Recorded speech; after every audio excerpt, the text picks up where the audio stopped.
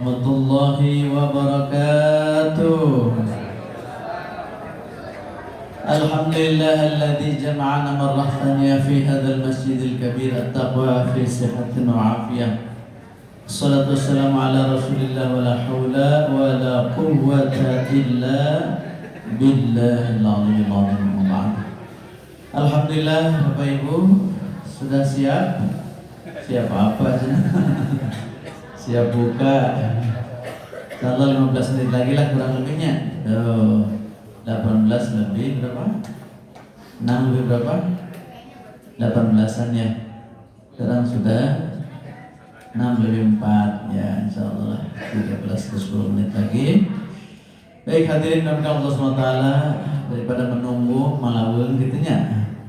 Mangga sih nonton YouTube mangga gitu ya. Tapi mudah-mudahan yang ditontonnya ya menambah pahala ya. Jangan tontonan yang mengurangi pahala, sebab banyak sekali hal-hal yang bisa mengurangi pahala ibadah kita. Di antaranya apa? Ya, dengar lagu-lagu yang tidak mengarah kepada kebaikan, itu bisa makruh ya. Bisa membatalkan pahalanya. Kalau puasanya maksatnya pahalanya saja meruluk ya. Gibah juga ya, fitnah, namimah, caci maki orang ya. Ya, lihat hal-hal yang negatif, maksiat, itu semua juga akan mengurangi pahala ibadah kita. Daripada mengurangi pahala, lebih baik menambah pahala, yaitu mendengarkan ta'lim yang insyaallah bermanfaat bagi kita. Khususnya kita masih fokus pada tema mengenal Allah, ma'rifatullah. Kenapa harus mengenal Allah? Karena kita ini akan kembali kepadanya. Kenapa harus mengenal Allah? Karena Allah mau dikenal oleh kita. Kenapa Allah mau dikenal oleh kita? Agar kita bisa menuhunkan ke Allah, bisa mensyukuri segala nikmat yang Allah berikan. Kalau kita tidak mengenal Allah, kita tidak tahu bahwa kita ini pernah tidak ada. Kita ini pernah belum menjadi manusia. Kita ini belum jadi siapa-siapa. Kita tidak pernah mewujud menjadi jasmani yang indah ini dengan segala kelengkapannya. Kita tidak pernah tahu siapa yang memberi jiwa pada diri kita, memberi ruh pada diri kita, sehingga kita mampu berpikir, bernalar, mampu melihat, menatap, memandang, menghayati, menerawang ke masa depan, menghayati perjalanan hidup. Itu semua karena Allah memberikan perangkat-perangkat yang istimewa bagi kita manusia. Maka mengenal Allah adalah kewajiban pertama kita sebelum yang lain. Karena hanya ada dua saja kewajiban kita itu, yaitu mengenal Allah dan beribadah kepada Allah. Hanya dua, sederhana ya. Jadi kita diciptakan untuk apa? Hanya untuk dua saja, yaitu mengenal Allah dan beribadah kepada Allah. Sederhana. Jadi kenalilah Allah, beribadahlah kepada Allah. Insya Allah kita akan memperoleh makna hidup tentang bagaimana seharusnya kita berperilaku, berbuat, berkarya, bergerak, dan mau menuju kemana sesungguhnya. Apa tujuan akhir yang kita kejar dari hiruk pikuknya kehidupan dunia ini. Tanpa mengenal Allah, kita terombang-ambing dalam kegelapan, tidak tahu arah, tidak tahu seharusnya seperti apa. Sehingga banyak orang yang kecewa menghadapi problematika hidup karena dia tidak tahu untuk apa dia harus ada di muka bumi. Nah, ma'rifatullah artinya adalah kita mengenal siapa Allah. Bagaimana mengenal Allah? Mengenal apa yang Allah perkenalkan kepada kita. Jadi kita mengenal Allah bukan lewat jasad, bukan lewat fisik, bukan lewat indera kita, tapi mengenal Allah lewat hati kita. Dan bagaimana Allah memperkenalkan kepada kita? Beliau mengutus Rasul-Rasulnya agar umat manusia mengenal siapa Allah. Sifat-sifat Allah, nama-nama Allah yang 99 itu, mari kita dalami, kita selami. agar kenapa sih saya harus berbuat seperti ini, kenapa saya harus menghadapi hidup seperti ini, harus kemana saya mencari solusi atas persoalan-persoalan yang kadang-kadang mendera diri kita, yang kita kadang-kadang kewalahan kalau hanya berpikir dengan pikiran dan akal kita sendiri. Oleh sebab itu, yang inilah ada Allah yang punya sifat hebat semuanya. Nah, kemarin kita sudah beberapa sifat, sekarang kita sampai pada sifat Al-Wahhab. Allah punya sifat Al-Wahhab. Wahhab ini kata sifat dari wahaba yahabu hibatan, memberi. Jadi Allah sifatnya memberi, bukan meminta. Allah tidak meminta apa-apa kepada kita karena Allah Maha Kaya. Allah Al-Wahhab, sifat Allah memberi, bukan peminta. Allah tidak minta kepada kita untuk disuguhi makanan-makanan. Allah tidak minta kepada kita untuk membayar segala kenikmatan yang diberikannya. Tidak, karena Allah Maha Wahhab. Justru sebaliknya, Allah pemberi dan tidak pernah tidak memberi sebenarnya. Hanya kadang-kadang kita ketika diberi oleh Allah, caranya inginnya seperti yang kita mau. Padahal cara Allah memberi kepada kita itu adalah seperti yang Allah mau. Kalau Allah memberi kepada kita seperti yang Allah mau, pasti pemberiannya selalu yang terbaik. Al-Wahhab artinya Al-Mun'im 'alal ibad, yang memberikan berbagai kenikmatan kepada hambanya. Memang rasanya kita tidak diberi nikmat oleh Allah karena Allah tidak pernah kita lihat. Yang memberi nikmat kepada kita orang tua, yang memberi nikmat kepada kita bos kita, yang memberi nikmat kepada kita gaji kita. Padahal hakikatnya adalah Allah Al-Wahhab. Itu hanya perantara saja.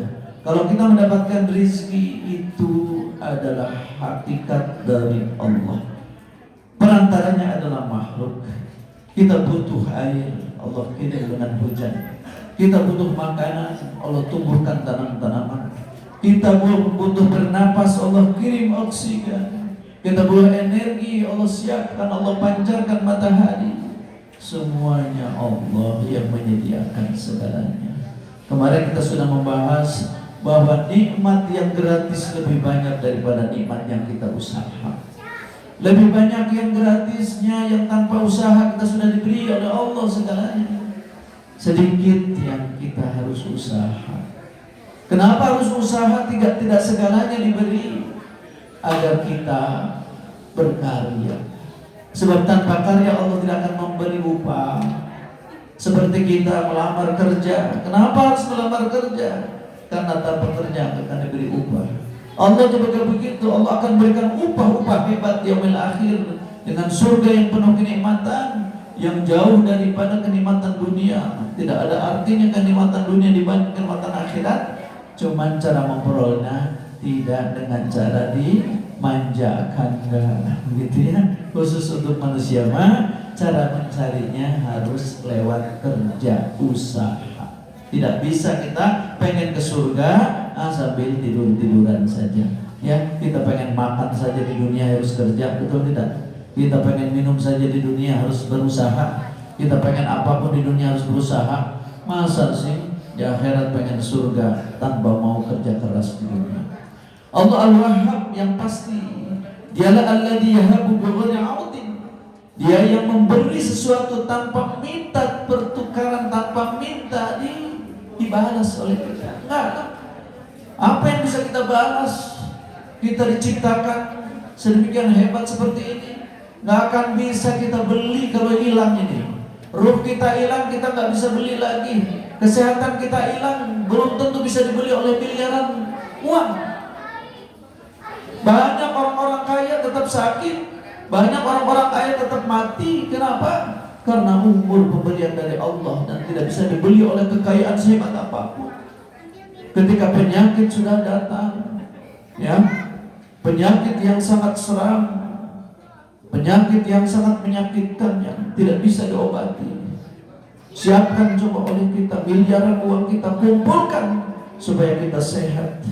Banyak yang tidak bisa membeli sehat, padahal uangnya banyak. Kalau kesehatan bisa dibeli, tentu orang-orang kaya tidak akan pernah sakit. Kalau umur bisa dibeli, tentu orang-orang kaya tidak akan pernah mati. Tapi apalah artinya dunia ketika Allah menghendaki sesuatu yang tidak bisa kita lawan. Oleh sebab itu kita syukur saja atas nikmat Allah. Syukur saja.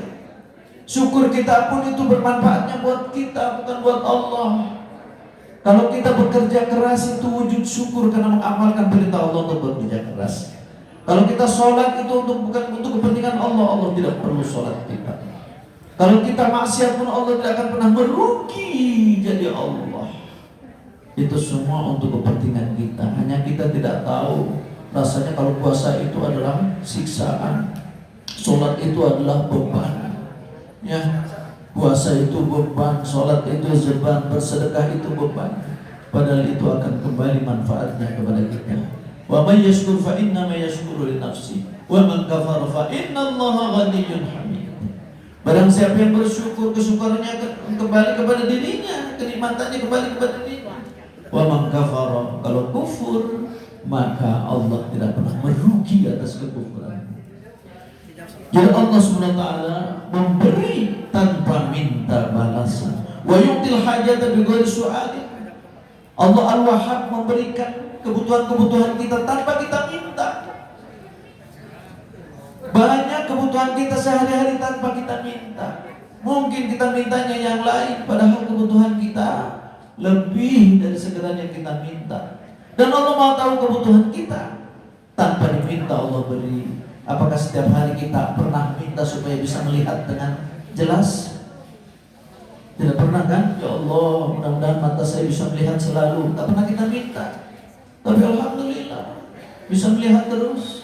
Ya Allah, tolong ya oksigen saya terus cukupi ya Rabbana. Tak pernah kita minta, dikirim terus. Ya Allah, mudah-mudahan air minum saya ada terus ya Allah, air ada terus ya Allah, saya bisa minum. Tak pernah kita minta, Allah kirim semua itu. Ya Allah, minta ya besok energi harus ada ya Allah, panas matahari harus ada ya Allah. Tidak pernah kita minta, Allah beri saja itu. Banyak sekali yang Allah berikan. Allah wa yu'til hajata bighairi su'ali. Allah berikan kebutuhan-kebutuhan kita tanpa kita minta. Katsirun ni'am daimul 'ata. Allah Maha memberikan nikmat yang begitu banyak dan pemberiannya tidak pernah berhenti. Tidak pernah berhenti. Tidak pernah berhenti Allah memberi kepada kita. Buktinya apa? Buktinya Alhamdulillah. Kita tidur, Allah tidak pernah tidur. Kita istirahat, Allah tidak pernah istirahat. Kulla yawmin huwa fi sya'an. Setiap hari Allah bekerja, tidak pernah istirahat Allah. Untuk apa? Untuk kita, untuk memberikan rahmat pada kita semua. Bayangkan kalau Allahnya istirahat, kita perlu oksigen kata Allah. Oksigen nabi ada. Kemudian Allahnya lupa memberi oksigen karena Allah tidur. Alhamdulillah, tidak terasa ya. Maka mudah-mudahan sifat Allah Al-Wahhab tadi bisa memberikan satu pelajaran bagi kita. Marilah kita berbuka dengan ucapan Bismillahirrahmanirrahim. Allahumma laka sumtu wa bika amantu wa ala rizqika fatartu bi rahmatika ya arhamar rahimin.